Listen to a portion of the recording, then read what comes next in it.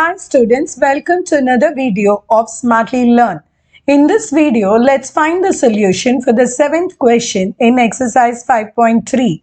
Find dy by dx in the following. The expression given here is sin² y plus cos xy is equal to k. So here every term is going to be differentiated with respect to x. Let's start with the first term. So here you have to look at it in chain rule. So this looks like A. It is 2 sin y d by dx of sin y, so which is going to be cos y dy by dx plus, now cos of xy, you treat this as cos a, so on differentiation it is minus sin of xy into d by dx of xy.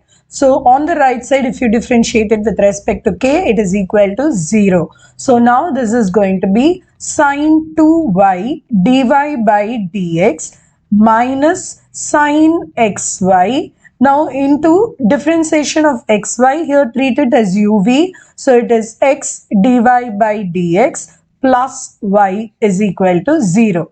Now in the next step, I'm going to term wise multiply. So this is going to be sin²y dy by dx minus sin xy into x dy by dx minus y sin xy is equal to 0.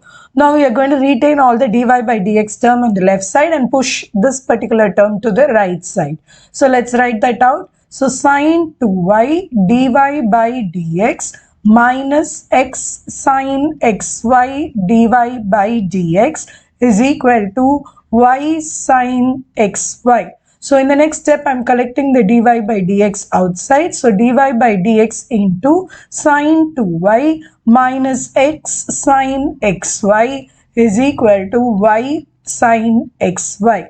In the last step, we will write out the value of dy by dx. So dy by dx is equal to y sin xy, the whole thing divided by sin²y minus x sin xy. In the next video, we will find the solution for the 8th question in this exercise. See you in the next video. Bye.